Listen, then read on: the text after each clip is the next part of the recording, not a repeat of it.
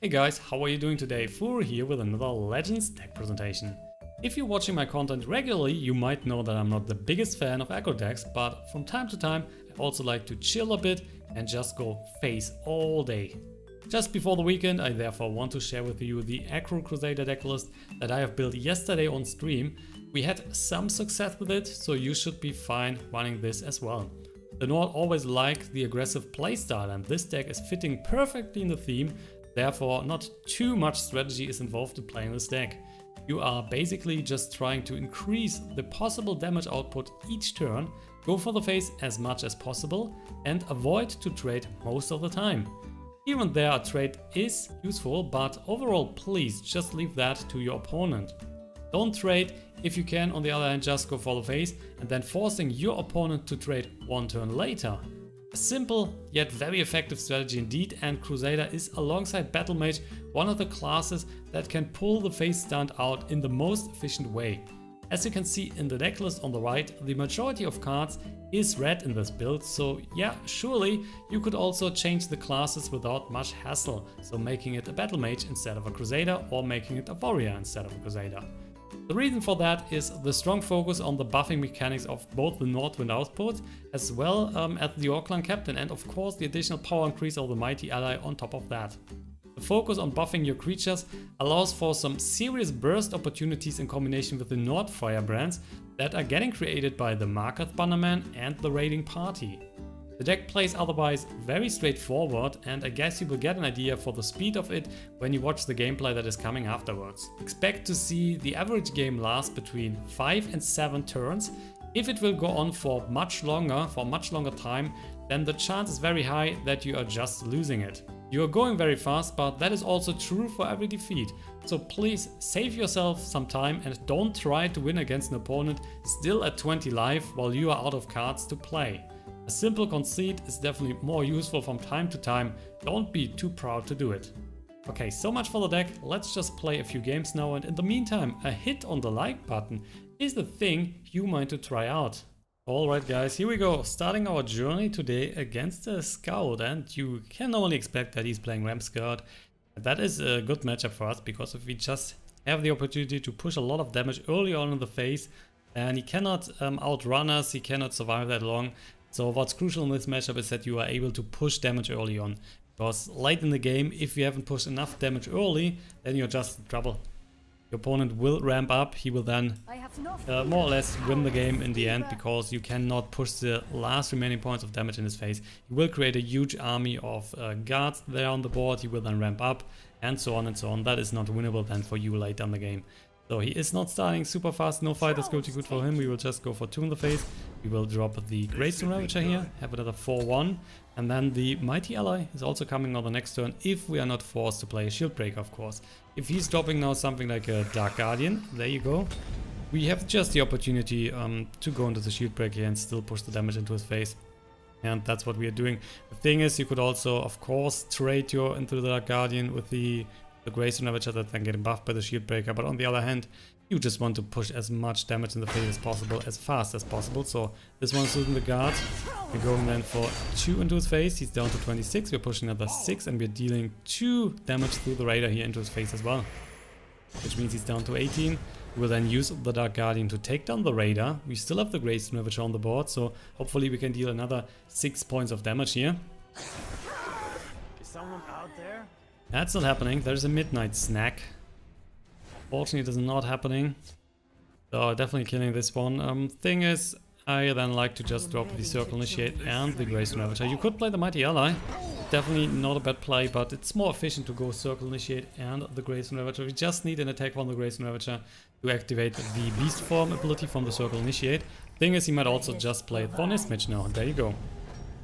And Thorn Eastmarch is very good, because we now need another Shield Breaker, or we need an Earthbone Spinner, and luckily the Earthbone Spinner is coming. So that's one unit that we're dropping here. Then we're pushing 4 into his face. Beast Form is getting activated. That's another 4 into his face, so he's down to 10. The Thorn Eastmarch is then probably being used to take down the Graystone Ravager.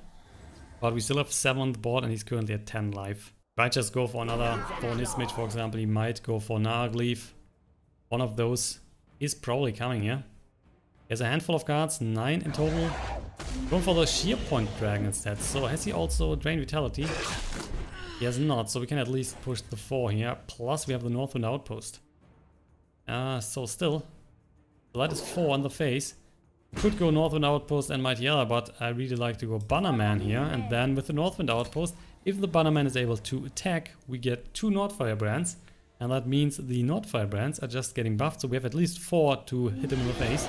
He needs to trade here, which is a good sign. Preserve of the Root, unfortunately, is denying some of the damage, so right now we only have 4 damage to push on the next turn. We still need to find 2 more. And there's another Preserver incoming. Oh, so we only have 2 now in his face. Mighty Ally. So the question is, do we want to just drop double Mighty Allies here, or do we want to drop the Northwind Outpost and push 2 right now on his face? I would say it's better to go double Mighty Ally. So we will attack the Preserver here, because we want to get the double Nordfire brands. Then we're dropping double Mighty Allies. They should get the effect. There you go. So we have double 6-3 on the board, and they have Breakthrough, so potentially we can just kill him with those units. But we are waiting for the Northwind Outpost on the next turn. He cannot now play Red-Brown because he has used all the extra Magicka early on the game. That means a maximum of 8 Magickas coming now. Giant Snake would be good for him, for example. Otherwise, some curse cards, so tuning the damage down a bit would be good for him. Could use a curse card and then a Leaf Lurker, for example, but we still don't have enough to kill him. Shadowhunt Priest is also good for him. But with that, he is probably still losing the game. Not even taking this one, so GG, more or less. There's yours. Had a double Northwind Outpost, so that would be a lot of damage from Nordfire Band as well. No need for that, of course. So we're winning the first game against the Ramp Scout. Game 2, and guess what, guys? We are facing another Scout. Going first again, we have the Rift Thane, we have Circle Initiate, and we have the Earthbone Spinner. Kinda interested in keeping the Earthbone Spinner. On the other hand, we also want to play, or we want to have the chance to play something on turn 1 as well. So I guess we are, I mean, Circle Initiate is also cool, but still, I like to just redraw these two. So Rift Thane is stronger than the Circle Initiate early on. He has Breakthrough, has 4 attack, and there you go, there's a 1-drop raiding party as well. That's definitely better. Starting with the Raider, 2-1, and of course we're dealing a lot of damage in his face if he cannot combat that early on with a Fighter Skill Recruit, for example. That's not happening, so pretty good. And there's an Earthbone Spinner, so we now have the perfect curve. First 2 in his face. Rift Thane is also coming. That's a 4-2 with Breakthrough, which is excellent for whatever he's doing. Even if he's now going, let's see, Dark Guardian would be by far the best he could do. Just give me a name. But it's a Brotherhood Slayer. It's just a Brotherhood Slayer, and there's also a Northwind Outpost. We can go Raiding Party, we can go Northwind Outpost. Kinda interested in killing this one, to be honest. Instead of purely going for the face, also we could also do that, but then he's getting a completed contract. And I'm not a huge fan of giving him too much extra ramp possibilities. So for now I would say Raiding Party it is. Getting the double Nord Firebrands, we will then use the unit here to kill the Brotherhood Slayer, and we're pushing 2 more on the face. He's getting additional 1 attack here. So that is 24. Next turn will then be probably Earthbone Spinner, or we are going Northwind Outpost with a double Nord Firebrand. That might especially be then better if we are finding something else to play, some other 2-drop. There's another Brotherhood Slayer. Look at him. And there is another 2-drop. So that is definitely looking better. So he's getting then 1 completed contract here. We could deny that with the Earthbone Spinner, but seriously, that's just way more damage right now. Northwind Outpost. So we have now 3 attack here. We will go for the Afflicted Alit. We also do that here on the left side because he's killing the Raider anyway. So that's another 2. He's getting additional 1 from the Raider. He's down to 18. We're going for the Nord Firebrand. Pushing another 2 and 2 more. So means he's going down to 14. He's getting an additional 1 from the Raider. And he's down to 13. Next up with the Underworld Vigilant, we have another 5 to push. He is most likely killing then the Raider. He could also kill the Alit, which is also a lot of points of damage, but whatever he's killing here from those 2, the Brotherhood Slayer is also dying, so he's killing the Afflicted Alit, interesting. And the Thorn His Mage. Not a huge problem. The question remains, do we want to go for the Earthbone Spinner or for the Charged unit? Because the Charged unit, we can always use that later, and Earthbone Spinner is just denying the effect from the Thorn His Mage, so we can just go for the face as well. And I like that a bit more, to be honest, so let's just push 2 we're pushing another 3 here, plus an additional one from the Raider. And interesting enough, there's a prophecy. Give me a name. Other brothers there, third one in the game. Down to 7, down to 5, down to 4. Boom, that's just how fast it is. And next turn, Vigilant. He's already down then on turn 6. And that will be another victory against the Scout. He cannot do anything now. He would need to clear the whole left side. He would need a guard on the right side against the Earthbone Spinner. But even then, we can use our Earthbone Spinner or we can just go for the charge unit. It's nothing personal. Going for the completed contract. Going for another completed contract. So what is he dropping here? Look to the skies. Dropping a Woodland Lookout, and we are seeing a sheer pointed dragon, which is healing him back to 8. But even then, see, we're missing 1 now. We're missing 1. Yeah, okay, so that was good for him. He's barely surviving. In that case, let's see, pushing 2. Kind of interested in getting rid of the effect from Woodland Lookout. So will he drop another dragon? That is a question. We're definitely pushing the 2 here in the face. If he's dropping another dragon, he's healing for another 4, so he would be back to 10. And then he's using that on the Jarl. See, we're drawing another 2 cards. Getting the Markarth Bannerman, which is excellent when you have a Northwind Outpost out there. There is another dragon. So he's healing back again. That means he's going up to 10, and we have enough here with the Underworld Vigilante. So a bad dragon would have been, for example, Nahagleaf, but that is not coming. Also, we got the raiding party, so even more damage, but there's no need for that. Let's just go for the Underworld. Pushing the 10 that we need, and with that it is GG. 1 turn later than expected, but well, win is a win. Last but not least, we are also facing something else than a Ramp Scout, and that is a Battlemage. Potentially, this one is also very aggressive. I don't like the starting hand now, we're just redrawing, we're going first. If he's going, oh wow, that is shitty. If he's going aggressive, we need to be more aggressive, because otherwise cards like the Triumphant Jarl here are not getting activated. Thing is, with the start that we have right now, that is probably not good enough against him.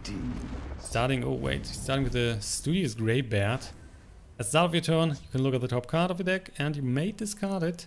Interesting that he's starting with that. I don't think we are caring for that, to be honest. We're just looking for the damage. But interesting stuff. I've not seen the card so far in play, to be honest. So he can discard now the card. So he has not discarded that, right? Yeah, so that is, if he is discarding that, I guess we are seeing the card, I'm not sure. Daggerfall Mage. Alright, so he's not going super aggressive then. Interesting build. There's a Raider, we are pushing 4 in the face, Raider, another Graystone Ravager. And again, he's looking at the top card, he may discard it. I mean, if we were not playing that aggressive, it would totally be better to just kill the Studious Greybeard. Let's do this. So Cunning Ally, he's not getting to the Firebolt, he's killing our Graystone Ravager, of course. Means he's denying the 4 points of damage, getting a Tome of Alteration. Get then an Orc Clan Captain, would allow us to increase the damage output even further. Otherwise, Earthbone Spinner is also a good card right now. I would say we're going for the Orc Clan Captain, especially with the Raider here on the board. So that is 5 into the face. That is 2 additional damage from the Raider, so he's down to 19, and then the 3 is coming, he's down to 16. He can obviously kill those 2 units right now. Still leaves us with the Orc Clan Captain, he's again looking at the top card. Oh, and this one was discarded apparently, and we're not seeing the card. That is Ancestor Battle Axe, another Cunning Ally. Interesting that he's not showing us the cards directly, because we can always look at the graveyard. So killing both units. And because there was, again, no Firebolt, we might just be lucky enough to keep the Orc Clan Captain alive. That's happening. And we also got an Eastmarch Crusader, so more cards to draw. Come at me. Pushing the 2 first. See what's happening here. Nothing, apparently. So Eastmarch Crusader on the left side. Getting... oh, man, Northwind Outpost. Yeah, that is 1 point of damage that we have missed here. And normally, I'm not happy to drop this one first, because there is a lightning bolt incoming then, and then he's obviously killing the 4-2 instead of the 2-2, because that's just a stronger unit I can trade here. So we're dropping the Northwind Outpost as well. Lost 1 point of damage here. And he's keeping the card. He cannot trade, but with the Northwind Outpost, he's also losing the Cunning Ally, which is good. Tome of Alteration on the Studious Greybeard. This one's killing the Eastmarch Crusader now. Careful there. And Wardcrafter. So he's also keeping the Cunning Ally alive. It's good that he's dropping Loon on the left side, so we can just drop our stuff now on the right. Stormcloak. Nope, not for now. We're going for the Jarl, drawing 2 extra cards. Which is Shield Breaker, great. And we also got the Morkul Gatekeeper. So that would be an additional 4 that we can push here on the Triumphant. So that would be then 9 in total. So he would be at 5 then. He's dropping another card, which is the Palace Conspirator. And Lightning Bolt. So the unit is going down. He might be now pushing the first points of damage in. I don't think he's also using the Cunning Ally. Careful there, And another Wardcrafter. This time on the studios again. Earthbone Spinner. Well, we could use that here. We're not too interested in the extra cards to draw if we just want to deny him the opportunity to draw additional cards. Sounds about right. Will not suffer your presence. Oh, this one is down. We are losing the Stormcloak anyway if we drop it on the right, so why not give him the opportunity to kill that here on the left side. Pushing 2 more on the face. Down to 12. The unit on the left is definitely going down. Question is only if he's also taking care of the Earthbone Spinner here with another spell. So far we have not seen a single Firebolt. And there's a Merchant's Camel. So he's obviously playing some kind of combo deck. Is a Firebolt? Does he drop Rapid Shot? I was not interested in the Firebolt. What are you picking up here? He's now giving us a card. Graystone Ravager is coming. Which is very nice of him, of course. I'm not sure why he's attacking us here. If we are playing super aggressive and he's already down to 12. Getting the Stormcloak Battalion now. Can push another 3. And he could play another Lightning Bolt. I'm not sure what he was picking up there, but most cases a Firebolt was a very strong card in this situation to get rid of an Earthbone Spinner, for example. But maybe he's surprising us. Maybe now a Pyromancer is coming. We'll use that. Going for another Rapid Shot. Okay, so we still have 4. Interesting decisions here. Interesting decisions. We will now go for, let's see, Morkul Gatekeeper for 6. Then he's down to 6, and the Markarth Bannerman, I would say. So 6 into his face. He's down to 6. No reaction. We're going for the Markarth Bannerman as well. Hoping then to get the Nordfire brands, and that is hopefully then clearing the victory for us. Because he's at 6, so the double Nordfire brands are pushing 4, and we have a Shield Breaker here, so that is then 6, the amount of damage that we need. And because the Markarth Bannerman has 4 life, if he has an Ice Storm in his hand, that would just clear everything besides the Markarth Bannerman. There's a Lightning Bolt, Markarth Bannerman is down, there is a Firebolt, Earthbone Spinner is down, and there's the Garden of Swords. Yeah, that's why you are playing that, okay. Got the Earthbone Spinner, great. So I would say, because he's then probably also playing Maze of Encumbrance and stuff like that, let's go for the Earthbone Spinner here, getting rid of the Garden of Swords instantly, and we're also dropping the Stormcloak Battalion. 6-5, 4-2 on the board.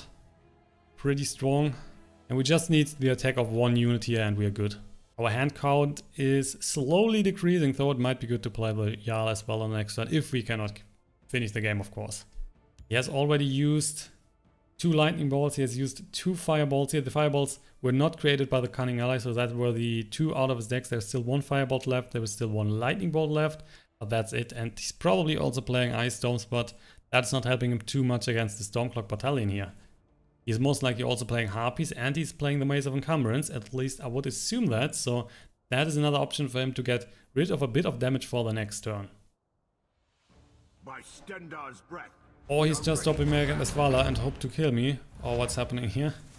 So that is a good value, that's, yeah.